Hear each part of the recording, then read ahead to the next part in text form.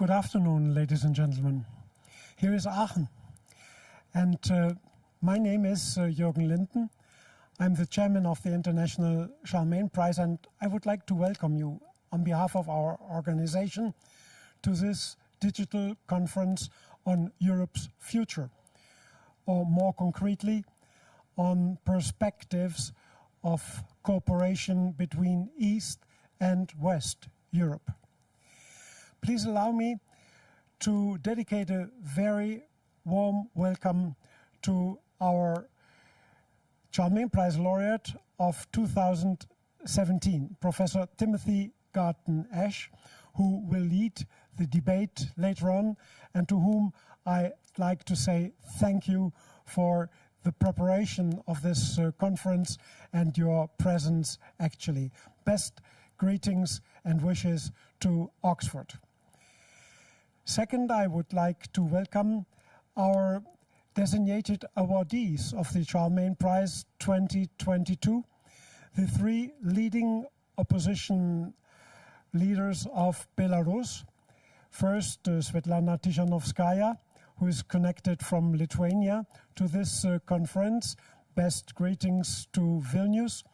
Second, to Veronika Tsepkalo, who joined us from Greece, Athens, and even to you, my best wishes and thanks for participation. Third, I would like to have welcomed Maria Kolesnikova, but as far as you know, she is imprisoned, and instead of Maria, her sister, Tatiana Komic, will participate in this debate, connected from Poland to this digital conference, and even to you, a very warm welcome from Aachen. And of course, to all the students who are joining us and who will participate in our discussion. Ladies and gentlemen, the war in Ukraine dominates our acting and thinking. And the main question will be how to end this war. Which are the possibilities? Diplomacy or weapons? Or are there even third ways to go? And above all, how to throw out the Russians from Ukraine and how to end the imperium of Putin? Nobody knows, of course, but at least scientists and politicians have to discuss way to this finalization. And another very important question, above all to me and the Charlemagne Prize, is how to stabilize finally a common European foreign and security policy.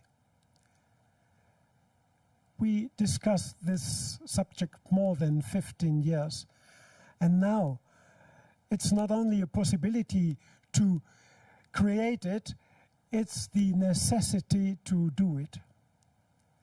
And a third question is how to get closer to Ukraine, to Belarus, to Georgia, and even Moldavia, and how to integrate them one day in the European Union. I'm sure that we might discuss some of these questions later on. And I would like to add that the International Charlemagne Prize doesn't do politics, but he wants to influence politicians. And that's the way to do it, by those discussions like now.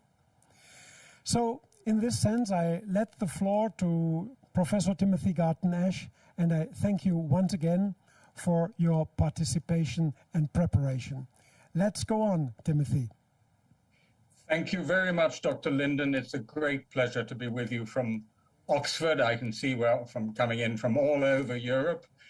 And what we're going to do in this event is to interleave comments from this year's laureates and from me with comments from some of our Oxford European students who've been working on various projects with us over recent years.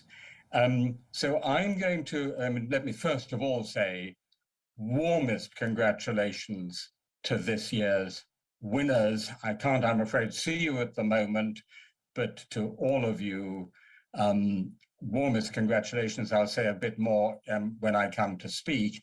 But meanwhile, we're going to start with one of our former Dahrendorf scholars from Switzerland, Laureates, now doing a doctorate with us here at Oxford. And she's going to talk a little bit about her formative European moment and one or two big things she'd like to see the European Union do. So without more ado, over to you, Rhea. Thank you, Timothy. 2 years ago, Professor Garton asked us, young Europeans, what our formative European moment was. The Eastern enlargement of the EU was when I personally first became aware of European integration. There was a great sense of hope and progress, and traveling to my grandparents in Poland suddenly became incredibly easy. Since then, our Europe has changed. We live in a narrative of crises, 2008, 2014, 2020. And whereas acting on these events was and is crucial, young Europeans' priorities are clear. Young Europeans believe climate change and the environment to be the main issue facing the EU, more than any other generation before them. And the ambitions are high. Most Europeans want the EU to be carbon neutral by 2030. An additional 20% want to achieve it by 2040. However, trust is limited. Indeed, there's a sense of despair and frustration. 53% of young Europeans, according to our own polling, believe authoritarian states are better equipped at tackling climate change than democracies. This is not because authoritarianism is what we young Europeans seek. Quite the contrary. Young Europeans believe democracy to be the EU's main asset, and together with Europeans of all generations, they are strongly in favor of the EU having to do more to uphold democratic institutions. But young Europeans increasingly measure the EU and the wider European community on what it does or does not deliver. At the same time, it seems that acting swiftly, at least for some countries, is possible during a pandemic. And military spending in my home country, Switzerland, can be increased by 2 billion in a matter of weeks. However, green issues are not insular, as especially recent months have shown us. The war in Ukraine is making the EU come up with more ambitious renewable energy plans in an attempt to move away from its dependency on Russian fossil fuels. Again, acting swiftly is possible. Young Europeans seek a democratic, free Europe, but a free Europe needs to be a livable Europe, and a livable Europe is a green Europe. In an era of crises or crises narratives, acting swiftly against climate change stays of crucial importance. Yeah, those are my main key points. Thanks very much. That was great. Two things I'd take from that. First of all, really interesting that your formative moment was the big eastward enlargement, as people will remember 2004, 2007. We'll come back to that in the discussion when talking about Belarus, Ukraine, Moldova, and so forth. And secondly, the absolute top priority given to the issue of climate change, the climate crisis. We're now going to hear from the three laureates of this year. Let me first of all personally congratulate very warmly Svetlana Tsikhanovskaya, Veronika Tsepkala, and Maria Kolesnikova, who is represented, as Dr. Linden mentioned, by her sister. Huge congratulations to you all. You have a great treat in store next week in Aachen, where I look forward very much to seeing you. Don't miss the High Mass in Charlemagne's Cathedral, which is quite extraordinary, 1,200-year-old cathedral. And we look forward very much to hearing from you. So, Svetlana Tsikhanovskaya, the screen is yours. Thank you, Jürgen. Dear ladies and gentlemen, dear students, dear friends, I'm glad to see all of you virtually today. When I looked at today's program of event, I remembered my conversation with Professor Timothy Garton, who is also here today in Germany, exactly 3 months ago. It was during the Munich Security Conference, 1 week before the war in Ukraine started and the world changed. Since then, I see it even more clearly. The fates of Belarusian and Ukrainian nations are interdependent now. Together with the rest of the world, Belarusians are in awe of Ukrainians' bravery, strength, resilience, and love for their country. But I wanted to tell you a story about my people who have been fighting with brutal dictatorship and now also against the war, despite unprecedented repressions and state terror. Immediately after the war started, Belarusians began disrupting railways to prevent Russian troops from moving to Ukraine. In 2 months, activists and railway workers organized at least 80 acts of sabotage. The regime got furious. Dozens of people were arrested. 3 young men were shot with live bullets. When, on the day of the sham referendum in Belarus, tens of thousands went out to the streets to say they definite no to the war. At least 800 people were arrested on that day alone. It is also the story of Belarusian volunteers in Ukraine who now fight alongside Ukrainian servicemen. They formed their own Karlspreis battalion and helped defend Bucha and Kyiv. Several men were killed during these fights. One of the volunteers is 19-year-old Timur, who was in Minsk in August 2020, protesting against the regime. He was beaten by Lukashenko's thugs and spent weeks in coma. His mother, already ill, couldn't stand the shock and died. Timur survived and managed to flee to the European Union.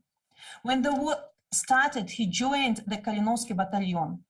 He believes that Ukraine's victory could give him a chance to return to Belarus.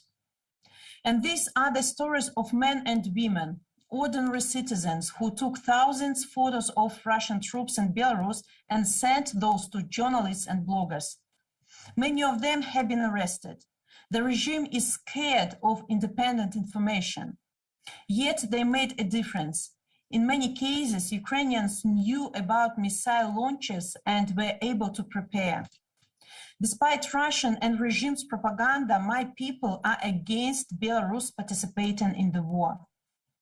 Yesterday marked exactly 2 years since I decided to run for president after my husband Sergei was denied the right to do so. It's been 2 years of people's resistance and a very important lesson. Our people are not victims. They are brave fighters. They dare to stand for their values.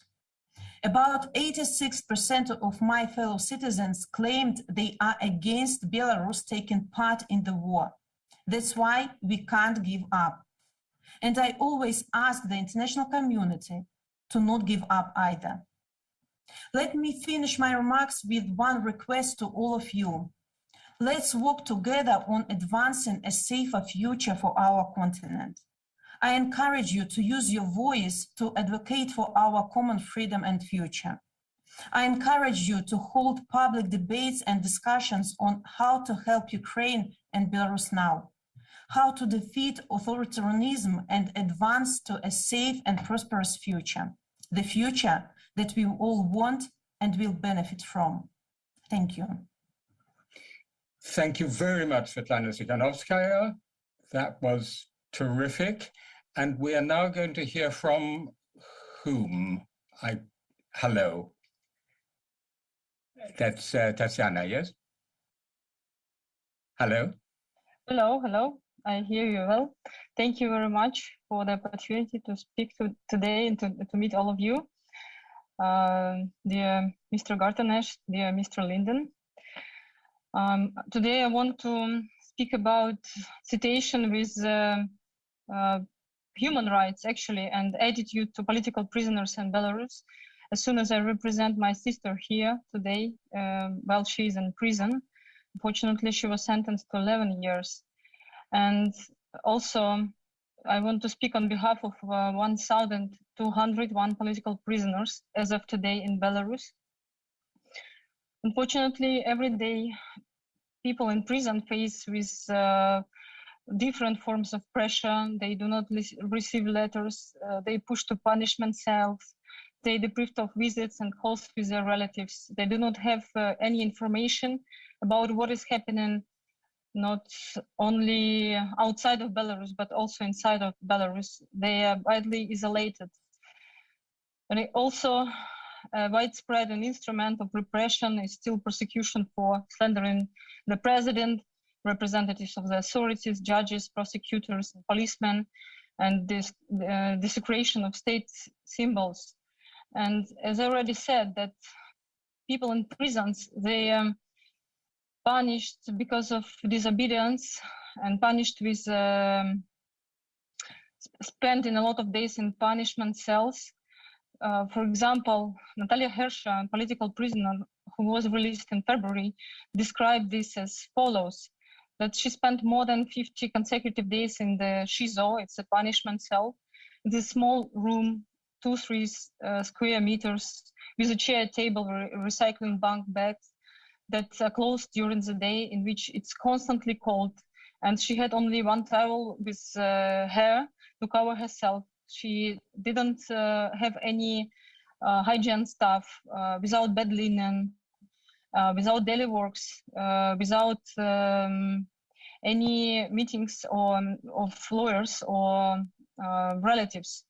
It was impossible to sleep, to keep warm, and she had to do some physical exercises, and it allowed her to sleep at least 20 minutes after that.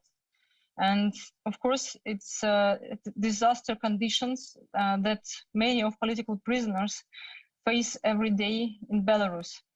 And I would like to mention that after 24th of February 2022, the situation got even worse because people in prison became even more isolated, and they faced with more pressure. But from the other side, we see that people in Belarus do not support actions of Russia, and they do not support the participation of Belarusian troops in the war. And though there are some people, 25%, who support Russia, and it's largely due to Russian propaganda that we have in Belarus and also on state media. But we also see that current authorities understand that this is something that is not close to Belarusian people. That because once the war started, during the first days, people went to protest against war, and of course they were detained and tortured during these first days, and more than 1,000 people were detained. So therefore, authorities understand that Russian troops should be sent out of Belarus, what they currently do and what they currently want to express. But why is it so? Actually, why are Belarusians different? Belarusians are more close to European democratic values, and people stand for independence and neutrality. And we saw it in 2020, and people in Belarus proceed to fight all these years, already 2 years actually, though now it's mainly partisan war. People do not understand and do not support the calls of restoration of the empire or denazification. And people, this support of Russia and unification with Russia or some kind of union is supported only by 2% of people in Belarus. So even those who still support Lukashenko, they do not want, they want independent country, independent Belarus. And we also see that people in Belarus very integrated in European processes and society, even being tortured and living under violence for 2 years already. For example, now Belarusians, like many European countries, are trying to help Ukrainians. Assistance at the state level or directly from Belarus is not possible, but a large number of initiatives and a great infrastructure of volunteers have been created in Germany, Poland, Lithuania, and other countries. And these are Belarusian people who do it. And also, what next steps or what future expects us? We understand that there are not many ways actually. And we have just two options. Either Belarus will stay closer with Russia and Lukashenko will proceed to support Russia and die slowly under sanctions that grew a lot after supporting war in Ukraine from Belarus side. Or the other way is get away from supporting the aggressor, withdraw the troops from territory of Belarus, release political prisoners, reduce the sanctions impact on Belarus, which Belarus and Russia received, and start looking for a compromise, start democratize Belarus. And if they decide to be independent, if Belarusian authorities decide to be independent, then there can be some traces of future of independent democratic future. So thank you very much for this. And of course, myself as a representative, as a sister of political prisoner of my sister Maria, I would like that this process of releasing people would start as soon as possible, and all of them who suffer every day in prison will be released. Thank you very much. Thank you very much, Tatiana. Will you please pass on to your sisters from all of us our admiration, our solidarity, and our support. For those of you watching who don't know it, one of the great moments of recent European history is when the Belarusian authorities tried to expel Maria Kolesnikova, and she refused to be expelled from the country and tore up her passport. And that goes straight into the history books. So please pass on our solidarity, our support, our admiration to her. Thank you very much. Thank you. Now, I believe we should be able to hear from the third laureate this year, Veronika Sepkala. Welcome. We look forward very much to hearing from you. Congratulations once again. Good morning, good afternoon, good evening, depending on where you are right now. First of all, I would like to thank you for Charlemagne's prize. It's a huge honor for us. It's a huge honor for all Belarus people, because traditionally we dedicate all our awards, all our international prizes only to Belarus people. The people, really, the very brave people who keep fighting with the dictatorial regime, which was built for the last 28 years in Belarus. Lukashenko, so-called president of Belarus, he managed to build a system where no political opponent has a chance to survive. If you are in opposition, you end up either in the jail. This is what happened to Sergei Tikhanovsky, to Viktor Babarika, to Nikolai Statkevich, to Pavel Severins, and other 1,400 political prisoners. Or you end up in exile, like, for example, myself, my husband Valery Tsepkalo, like Svetlana, and others political opposition leaders who unfortunately had to leave Belarus. But even though we are abroad right now, we are not in Belarus right now, we do not give up our fight. We continue our fight. For example, in my case, I created Belarus Women's Foundation, and what we do within Belarus Women's Foundation for 6 months, we were trying to gather the testimonies of the women who got punished by Lukashenko regime, who suffered from repressions, who was illegally imprisoned, who was tortured, who was beaten up in Belarusian prisons. For 6 months, we were collecting these testimonies, and as a result, we filed a case with the International Criminal Court in The Hague.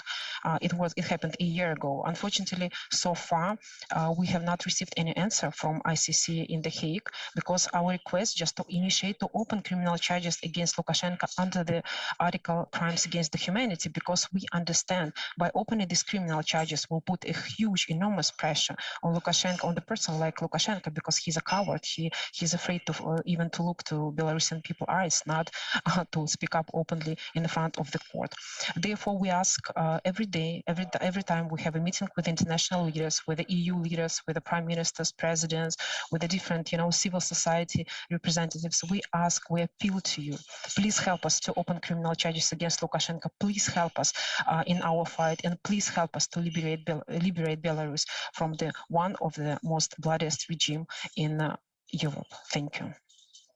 Thank you very much indeed for that very powerful statement. I hope the laureates are going to be able to stay with us, because after a couple more statements, we're going to have questions from online. If you're watching online, they should be on your screen somewhere where you can put your question, and with luck, it will get to me through the ether. There you are. Submit your questions through Slido.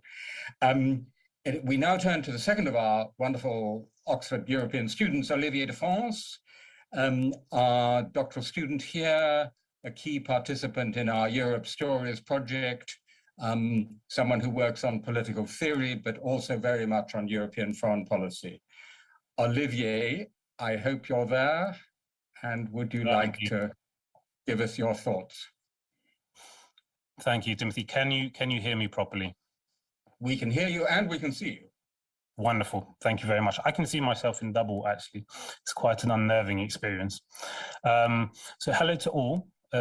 Thank you very, very much to the Charlemagne Prize for the pleasure of speaking alongside people who are really such an inspiration to other Europeans.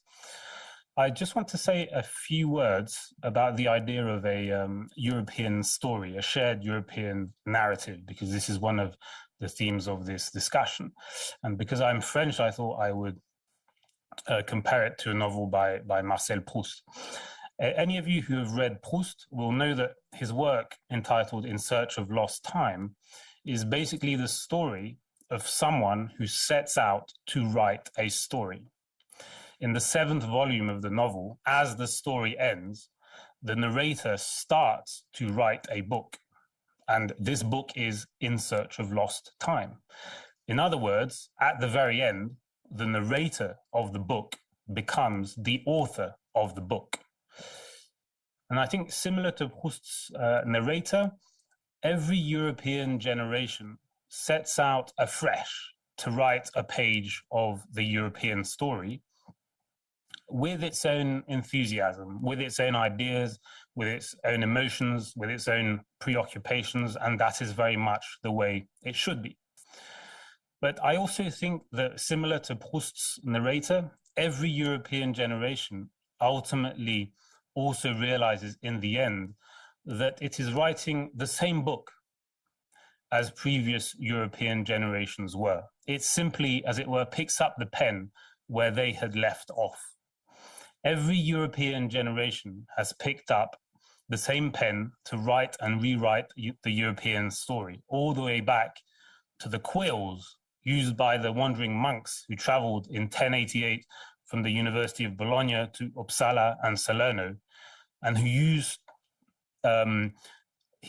old manuscripts to write new stories.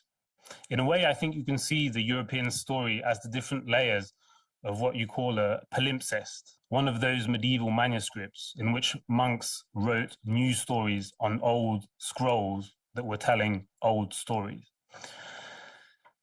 But this underlying European story exists not only across time, it also exists across space. If you remember Proust's novel, you will know that he brings into play a seemingly infinite diversity of protagonists who all tell the story from their own points of view. It's what Proust called perspectivism. And this infinite variety of perspectives are part and parcel of the same story. I believe the European story is similar. We need to take into account both the infinite variety of the European stories, but also the underlying European story that they feed into. Unfortunately, at times we do neither. On the one hand, we don't give enough attention to the variety of stories that exist outside Brussels, outside Paris, outside London or Berlin, the stories that we have heard today that exist in Minsk or in Kiev. On the other hand, we sometimes fail to give its dues to the underlying European story that exists across our very atomistic societies, which are so centered on the individual. So what is our story, the story of our generation? In the work we did with Professor Garton here at Oxford, we identified 3 recurring themes. Firstly, protecting the planet. First and foremost, as Rhea said before me, protecting it from human activity in the Anthropocene. Secondly, protecting the European project, protecting it from the return of history and the revisionist powers, because Europe needs to be defended. It is not just a Proustian novel, it is also about war and peace. Thirdly, protecting European citizens, protecting them specifically from the excesses of globalization. Why? Firstly, because protecting the European project is protecting European efforts to protect the planet. Secondly, because protecting European citizens is protecting the European project from nationalism and renationalization. And thirdly, because protecting the planet is protecting the livability and livelihood of European citizens and also of citizens further afield. So you will see some ways in which we think these threads of the European story are tied together. If you take a glance at the work of the Dahrendorf program, I will simply conclude by saying that perhaps a good place to start could actually be to steer the narrative away from this idea of having a father figure for Europe like Charlemagne. In fact, we probably need to stop trying to conquer others, stop exploiting the resources, stop digging up the oil, stop extracting the rare minerals, stop colonizing Mars and making the same mistakes all over again. Hence why in the work we did at St. Anthony's College here at Oxford, we tried to steer the European story a bit less explicitly towards the kind of monocultured and masculine figures that have tended to dictate the European story to date. The younger generation are trying to rewrite that story. I say, let them. Thank you very much. Thank you very much indeed, Olivier. That was a wonderful blending of various themes, a Europe protecting the planet, protecting the project, and protecting its citizens. L'Europe qui protège. By the way, much of this work that's being referred to, both interviews, our report, our polling across Europe, is all available on a website called EuropeanMoments.com, European Moments, all one word, .com. So do go and take a look. Now, at this point in proceedings, I've been asked to say a few words. I'm going to be very brief because you really want to hear from this year's laureates and from the young Europeans. I'll say just three quick things. First of all, it's a really important signal that the Charlemagne Prize, which at least in its early years was very much associated with, so to speak, Carolingian Europe, the original Europe of the Six, the kingdom of Charlemagne, goes this year to 3 extraordinary women from Belarus. That in itself is a very important signal. Secondly, faced with Putin's war of aggression and terror and brutality in Ukraine, what we are celebrating with this award is one of the most extraordinary stories of civil resistance in the entire history of civil resistance since Mahatma Gandhi invented the form 100 years ago in India. Non-violent resistance. As Svetlana Tikhanovskaya referred in the extraordinary story of Timor, and also Veronika Tsepkala in the story that she told, month after month after month, people turned out in large numbers on the streets of Belarus to demonstrate peacefully against the overwhelming, brutal, thuggish force of the Lukashenko regime. Every example of civil resistance brings something new to the story. What was distinctively new in this case was the leading role of women, referring back to something that Olivier said, but also what Veronika Tsepkala said. The role of women, very much a story for our times. So the 3 women being celebrated this year in the Charlemagne Prize formed a triumvirate leading the opposition campaign in the election that was stolen by Lukashenko. In the demonstrations themselves, at times you had demonstrations that were entirely of women, the women in white. So that's also something we're celebrating, the role of women in civil resistance contrasted with the wars that men make, the wars that people like Vladimir Putin make. The third thing to say is that if we're thinking about European unity, what the combination of the Belarusian protests and now the war in Ukraine has brought to our attention is the new frontier for the European Union. President Zelensky of Ukraine, when he talks to European leaders, asks for three things: more weapons to fight the aggressor, more sanctions, and candidate status for Ukraine for the EU.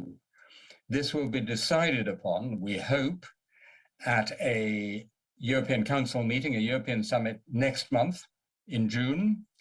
And I want to urge upon you the absolute strategic importance for Europe as a whole, not just for the countries concerned, not just for Ukraine, Moldova, Georgia, in the long term also Belarus, but for Europe itself, of making a strategic commitment to further enlargement. Enlargement is one of the great success stories of the entire history of European integration. It's no accident that Rhea mentioned the Eastern enlargement 2004, 2007 as a great formative moment for her.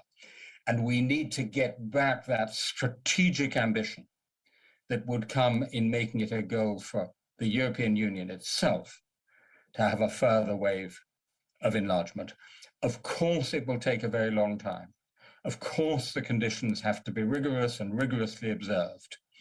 But to make that commitment itself gives an incentive both for people in the countries concerned and for us, I still say us, in the EU, to make this one of our great new projects.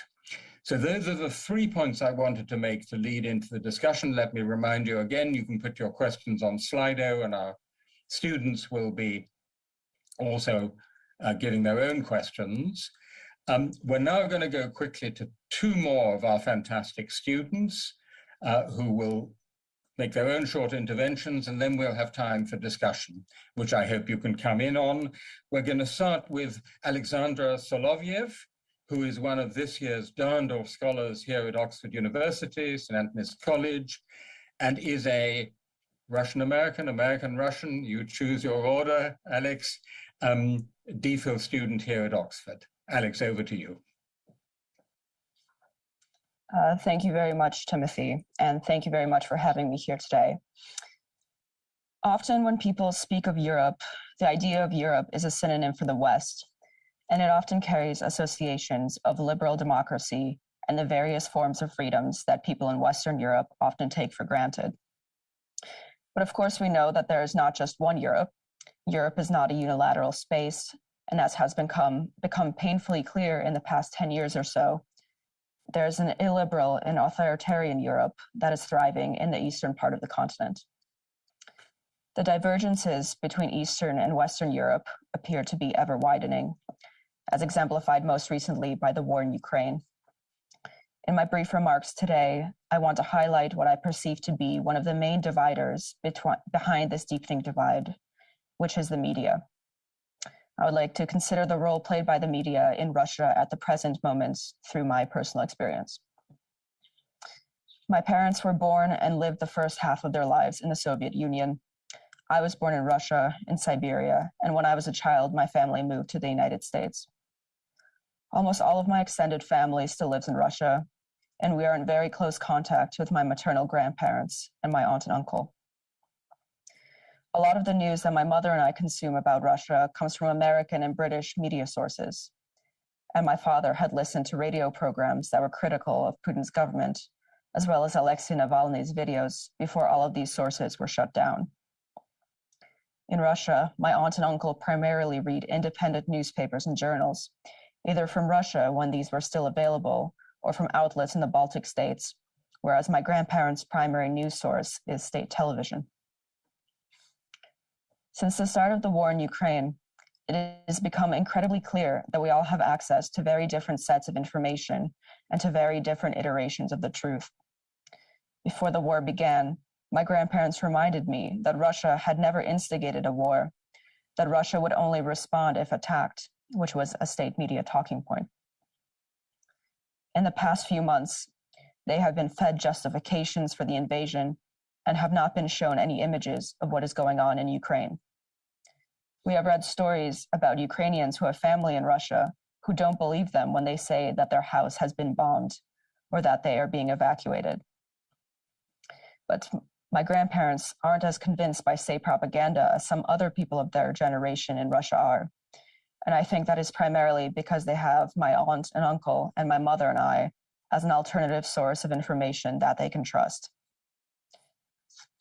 To close with some final thoughts on the trajectory of this media environment.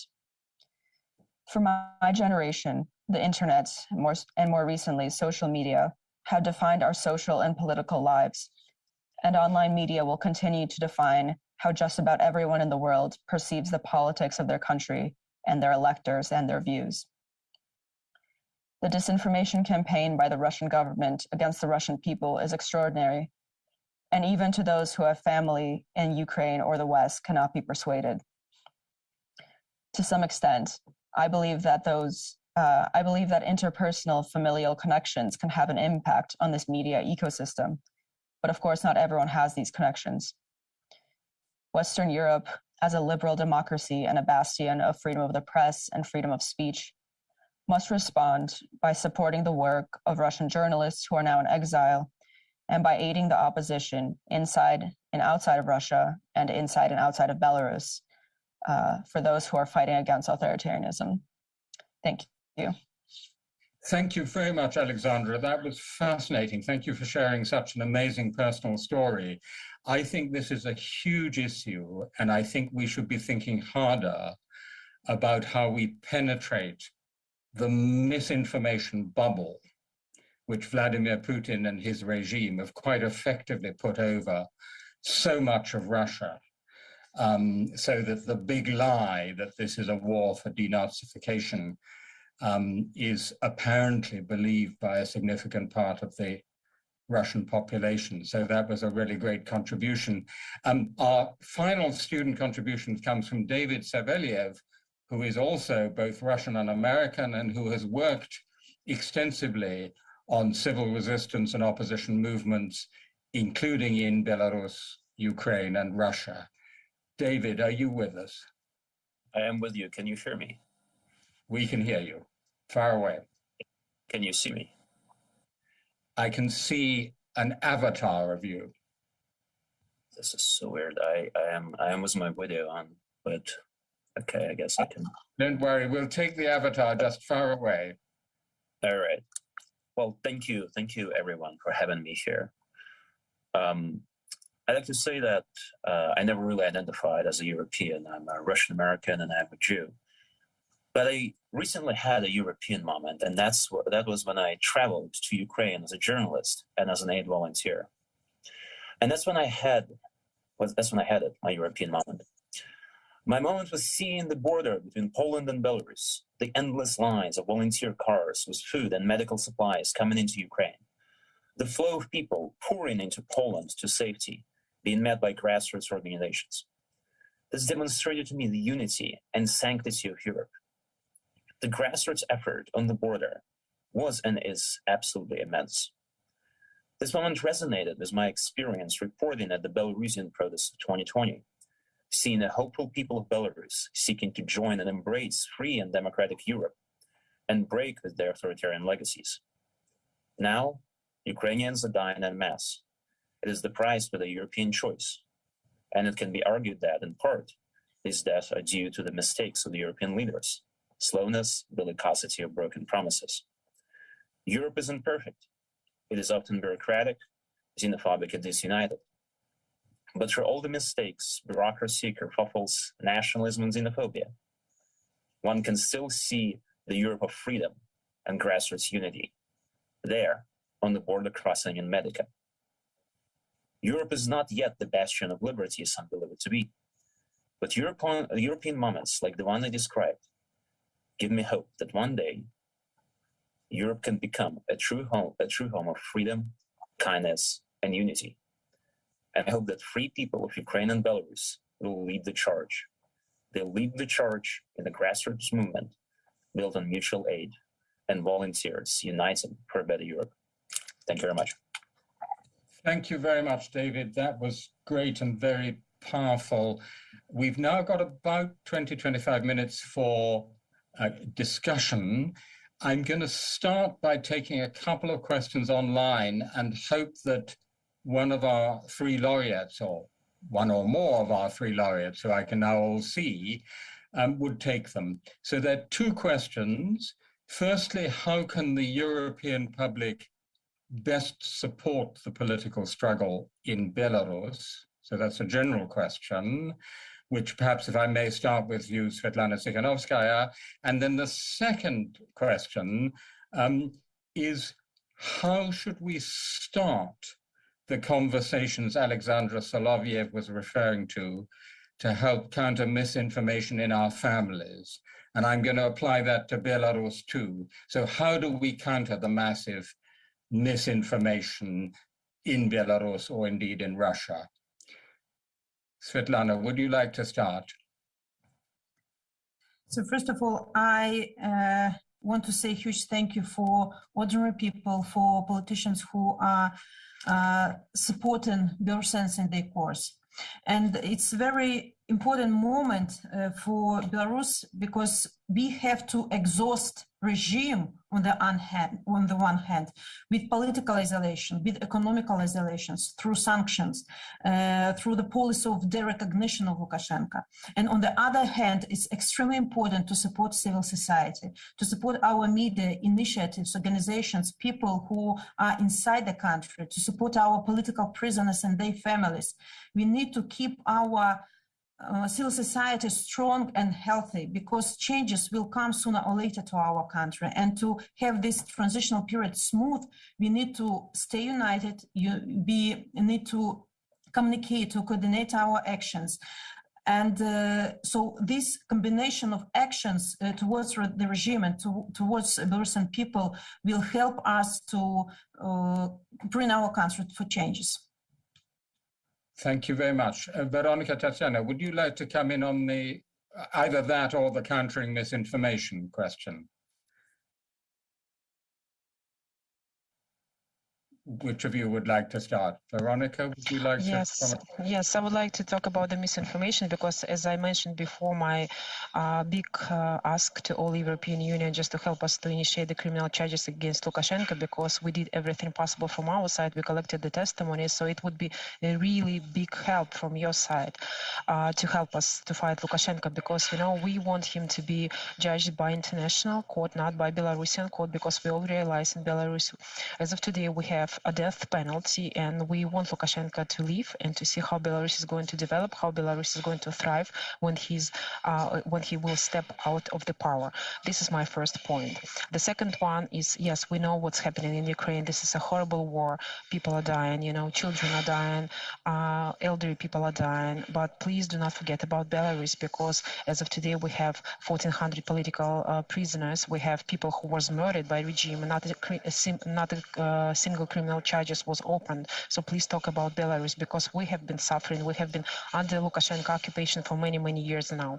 And the third point that I would like to point out that regarding the misinformation, please talk to the people because, for example, if you believe state propaganda and according to them everything is fine in Belarus, there is a democracy in Belarus, talk to different people, collect different opinion, read and watch opposition or independent mass media. In this case, you will make your personal view on what's happening in Belarus, and just put yourself in the place of ordinary Belarusian people. Because now, currently, we live in the regime where we're not able to speak up. We do not have a right to gather together for the meetings. We are put in the prison only for leaving a comment in the social media, for wearing historical colors of Belarus, and this is like a basic democratic rights in any country, but not in Belarus. So stay with us, help us, and please do not forget about Belarus. Thank you very much. And taking this to Tatiana, can I bring in another question that's come from online, which is quite directly, this is to Tatiana, what can the European public do to help Maria Kolesnikova? Thank you very much. I would like also to answer the previous question about disinformation. I think that Belarus has very big experience here, and this some kind of best practices and approach that we followed 2 years ago before the election was communicate to as many people as possible and ask people, inspire people actually to get in touch and communicate to their relatives, especially old ones. And that's because in our case, in 2020, people didn't believe that any change can happen, that they should go and vote. And this approach went during 2 months before elections. We talked all the way. We talked that, hey, you should speak to your relatives. You should speak to your grandmothers, parents, grandfathers, uncles, aunts. And this like a P2P approach, it actually worked. That at the end of the day, people were convinced that, okay, they followed also started to follow independent media. Of course, they need to learn to use new technologies. Yes, and actually what we also did, we asked young people to show and to introduce new technologies, new messengers like Telegram, to your relatives, to your people older than you. And at the end, it worked. And a lot of people switched from using just standard websites to using social media, especially Telegram. And for the second question, I think that here we have, it's a matter not only about not about releasing only my sister, yes, because it's more general problem and issue. That this is political crisis that is happening in Belarus for almost 2 years already, and releasing of Maria probably will not resolve it, yes, and it will not mean that political crisis is resolved. What people can do inside Belarus and outside of Belarus to support political prisoners. So write letters to them. Yes, we know that not all the letters reach them, but still all the time I ask to do it everywhere I go. Write them so that they are not forgotten. Also about Maria.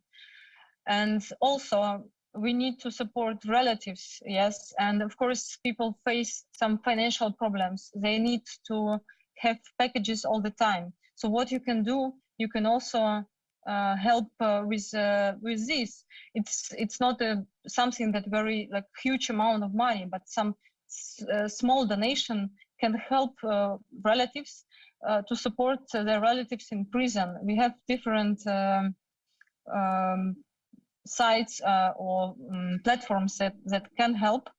It's politzek.me, it's stranafund.org, it's a digital solidarity platform where you can easily donate some money and address it to political prisoners. This will definitely help them and cheer them up.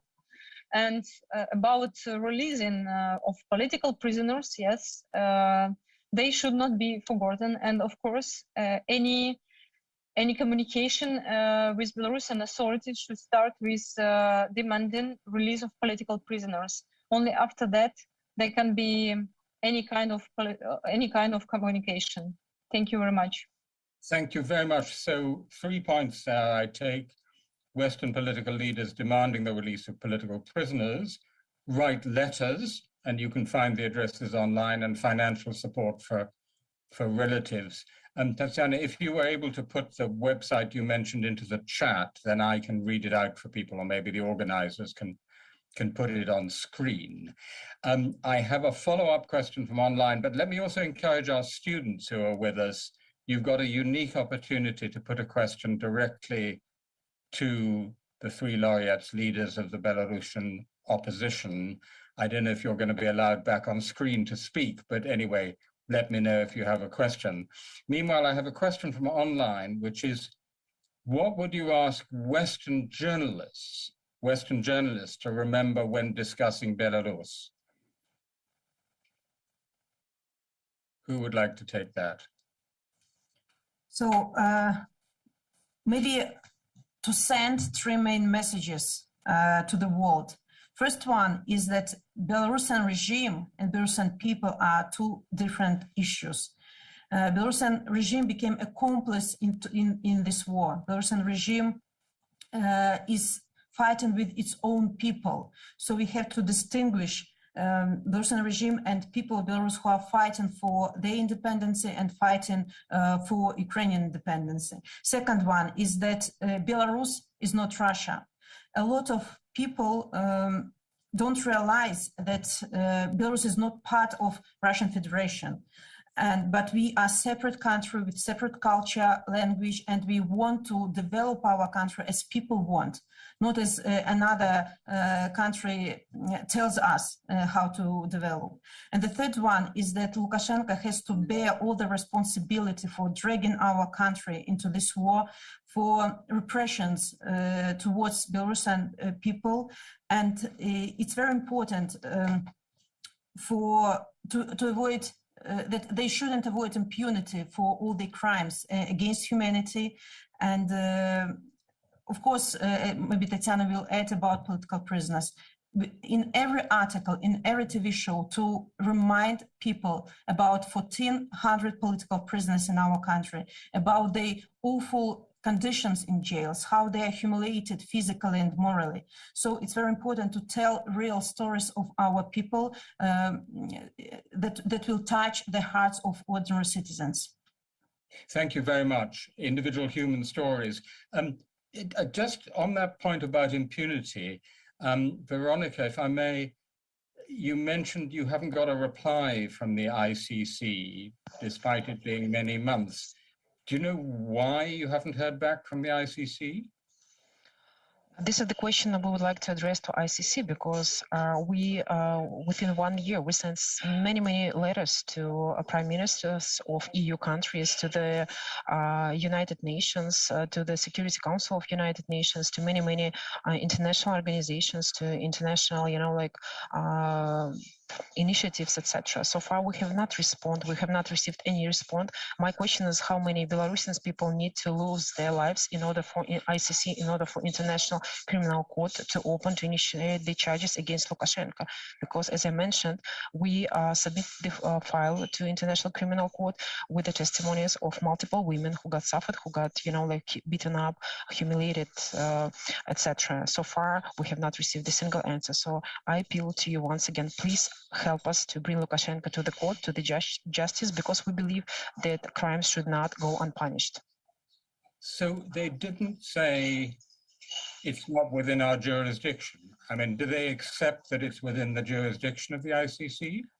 In our claim, we listed all the crimes which Lukashenko committed against Belarus people, including crimes in some of the countries of the countries who are part of the Roman Statute. For example, the murder, the killing of independent journalist Pavel Sheremet, it happened in Ukraine, and Ukraine is one of the Roman states. So, under the ICC regulations, the general prosecutor can issue the order to open, to initiate the criminal charges, not only for countries which are part of the ICC or the part of the Roman Statute, but also the countries which are outside of the jurisdiction. And this is our ask, this is our request, to open the criminal charges as soon as possible, because we have to realize, we have to understand, as long as Lukashenko is in power, we will get more political prisoners every single day. We will get more murders of Belarusian people, innocent Belarusian people. So we need to isolate this person. We want this person to be punished for everything what he has been doing with Belarusian people for the last 26 years. Thank you very much. I'm sure we've got a couple of journalists watching, so they might want to follow up that story of the ICC. Now, I'm saying to the organizers, who I can't see, is it possible for any of our students, if they have a question, actually to come back on screen to put it directly to our speakers? If not, they'll need to put it in the Q&A or text me. Olivier.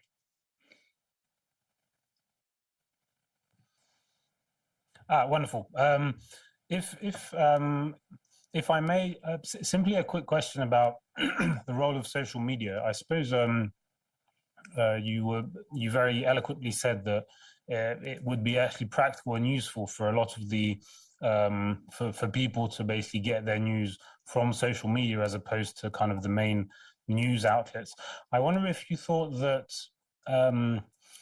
as news shifts from the main news outlets to social media, you have felt that people's shortened attention spans have made it more difficult for you to essentially for the Belarusian cause. Has it kind of has it channeled people's attention towards Ukraine and towards the war and made it more difficult for your own work?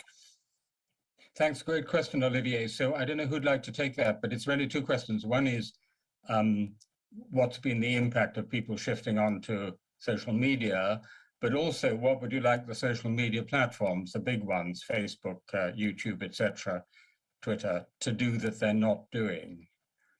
Who would like to kick off on that? Excuse me, can you repeat the first question, please? The first question, Olivier's point was, has the fact that people are now getting their information from social media rather than from conventional media actually made it more difficult for true, full information to get through, because it comes in tiny little bites of information, just a tweet size or Instagram post type of bite? Does it actually help or hinder? And then the second question was, you know, what is it that, say, Facebook or YouTube or Twitter are doing or not doing that you'd like them to do differently? So maybe I will start. Look, the thing is that we are using high technological achievements is very useful for revolution, because regimes can't block all the internet. And this unconventional situation where people are looking for new opportunities to get true information, it increased a lot of opportunities for YouTube bloggers, for Telegram channels, and just regime can't block everything, so people are looking for new sources of information. So it's very important to support all the new initiatives, media initiatives. It's very important also, I have to say that we start to work with tech companies like Google, Facebook, YouTube, for them to work with propaganda precisely, because we see how propaganda uses also YouTube channels, internet, to share their wrong vision of you. They put this conventional videos where people, where people who are being detained, they're saying on camera that yes, I'm guilty, I was wrong, and they put it on advertising, and this stands from false confession. Yeah, false confession, of course, and it sends from messages to people. So I think it's this new platforms, new outlets are very important, but it's very important to use them wisely. Would anyone else like to come in on that?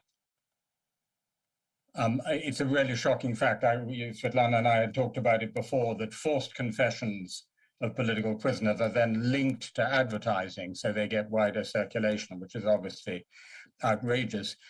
We've only got about sort of 5-7 minutes left. I don't know if any more of our students would like to come in. Is that David, I see?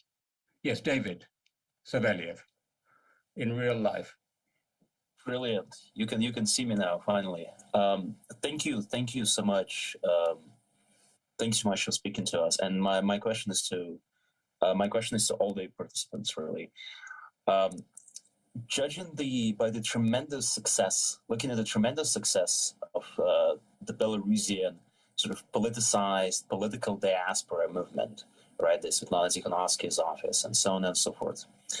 What advice do you have for the now emerging Russian diaspora, now that we're seeing probably the largest wave of political immigration out of Russia since the 1920s. How do you think Russian pro-democracy, anti-war diaspora can sort of band together and influence policy within the West in order to, in order to stop the senseless war and impact a democratic change in Russia, in the same way as you all are working to achieve a free and democratic Belarus from outside of Belarus? Thank you very much. Thank you very much for speaking to us. Thank you very much, David. So what I'm going to suggest we do here is, if you don't mind, collect a few last questions, and then we'll come back to each of you for some last comments. So that was the role of the Belarusian diaspora in supporting the opposition, and what lessons can be learned by the Russian diaspora, the now very large Russian diaspora. I have a question from online, which is, do you think that cultural bans on Belarusians, for example, from Wimbledon, the tennis, are useful? So that's question number 2. If we could collect these questions. Then we have a question from Rhea. Rhea, I think I saw you a moment ago. The screen is yours. Yeah, my question was just kind of based on the themes of like anti-patriarchy and the media we just talked about. Perhaps this is a very, I don't know if this is like reflective of like the Swiss debate, but in the context of Ukraine, there's been a lot of debate how this has also been shaped by like a very gendered reporting on the war in Ukraine, and how women again are very present in that image. So I was kind of wondering what like the Laureates' attitudes towards that is. That I think the protests in Belarus, that the reporting on it is also very gendered, and then in a way there are the like 3 key figures in that. And is that something that they just, you decide to utilize, or is it something that you in some ways also go against, because of course it's very singular in a way? That's a fascinating question. I am, if I may, going to add one more question of my own, and then we'll come back to each of you, I think in reverse order, if that's all right with you. The Charlemagne Prize, which I had the great honor to receive in 2017, and which I look forward to seeing you in Aachen next week when you receive it, is for services to European unity. And in the case of Ukraine, this explicit statement has been made by President Zelensky: we really want to be a candidate for membership of the EU. Would you want to make a similar statement for a democratic Belarus? What statement would you make about the attitude of a democratic Belarus to wanting eventually to become part of the European Union? Or is it, as it were, too soon to pose that question, because there has to be a democratic Belarus to decide what it wants to do about that? So to remind you, 4 questions. The role of diasporas. What do you think about cultural boycotts? Gendered representation in media, including the presentation of the 3 of you in media, useful or not? And my question about attitudes to EU membership. Feel free to pick and choose between those 4 questions and add any last remarks you'd like to add. We'll go in reverse order, so if I may, starting with you, Veronica. Thank you very much for the questions. All of the questions are quite interesting, but I would like to comment on the future of Belarus, because you ask a question whether we want to be part of the European Union, whether we want to be part of, who to choose. This is the question which we are very frequently asked. But my view is, number one, in 2020 we united around 2 simple principles. The principle number 1 was to release all political prisoners, because back then we had only 150 political prisoners. As of today, it's more than 1,400 in Belarus. And as I said, like, this number increases every single day. So the request number one is still valid. We want all political prisoners to be released as soon as possible.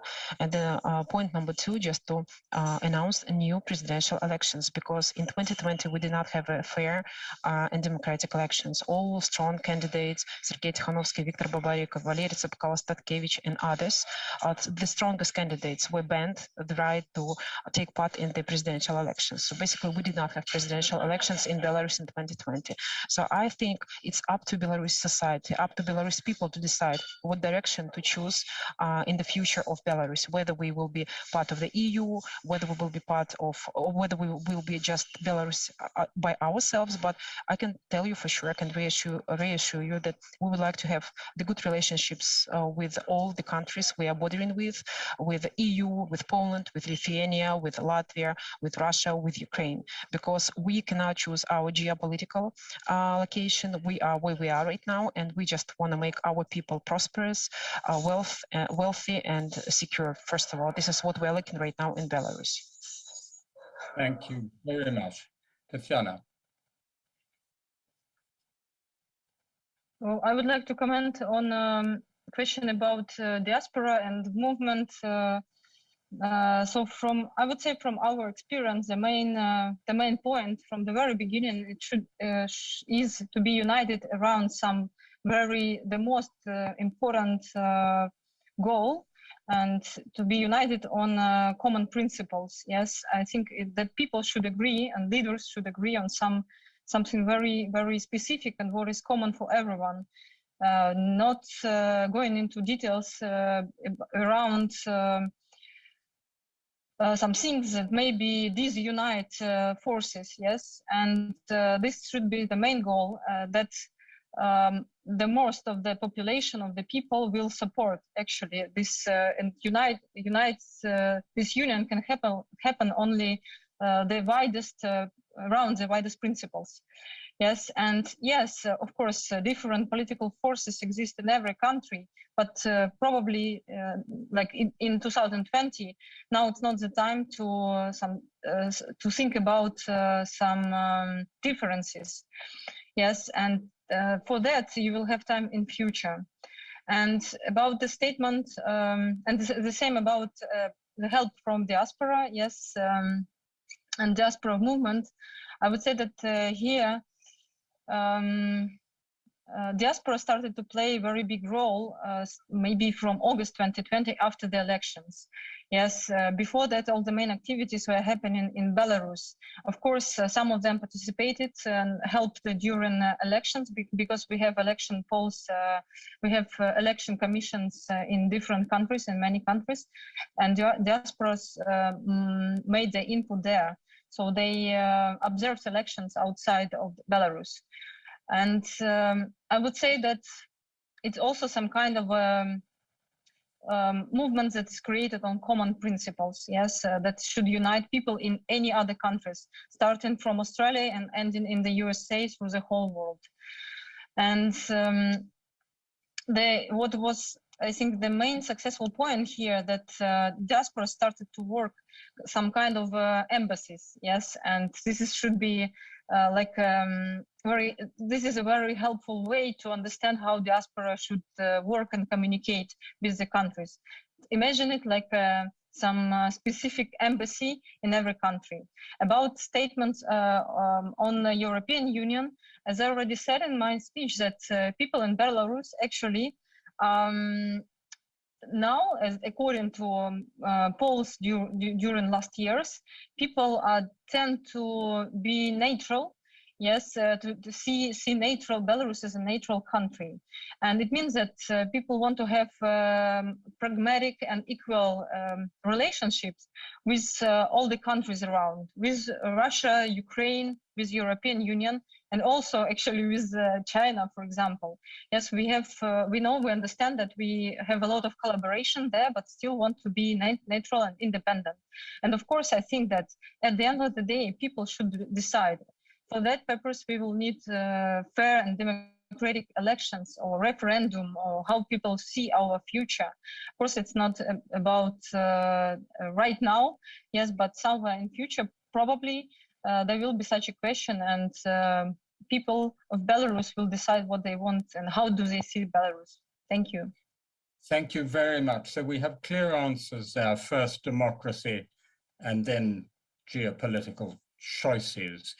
Svetlana, if you wanted to say anything, we haven't said anything yet about cultural boycotts on cultural ties with Belarus. And also, if you wanted to have a go, only if you'd like to, this slightly difficult question about gender representation. You know, I have to say that in Belarus, in the future, there will be no question if women are weak, if they are not the same part of society as men. This question was rather difficult in our Belarusian society. Our women in 2020 and since showed they bravery, showed they are sometimes even stronger than men in some questions, and then that we can collaborate, women and men can collaborate perfectly during difficult times. So I maybe would like to add about Belarusian society. I have to say that Belarusian society is changing at the moment. We see Belarusian identity forming. Belarusians are proud at last to be Belarusians. They are not hiding of their nationality as it was before. We also see interest to our culture, to our language. Belarusians also learn that no one will make changes for themselves. I hope that this tough time will form immunity to dictatorship as well. And so I really grateful to my girls for answering all the questions. And just one more thing I want to say that I'm grateful to our European society for your kind support and solidarity. The events that take place in Belarus and in Ukraine will define the future for generations. So I ask the entire world to stand with Ukraine in Belarus, and I'm sure that Belarus will be on the right side of the history. Thank you very much. That's a wonderful last word or last words, and optimistic too. This has been a terrific hour and a quarter of conversation. I personally look forward very much to seeing you all in Aachen next week. Once again, many, many congratulations on the Charlemagne Prize. And I'm sure the event itself will bring a lot of attention to the situation in Belarus. Unfortunately, I'm the only person who's available to make applause, so I'm at least going to do that. There we are. Thank you all very much indeed. Thank you. See you next week. Thank you very much. See you. Bye. Goodbye.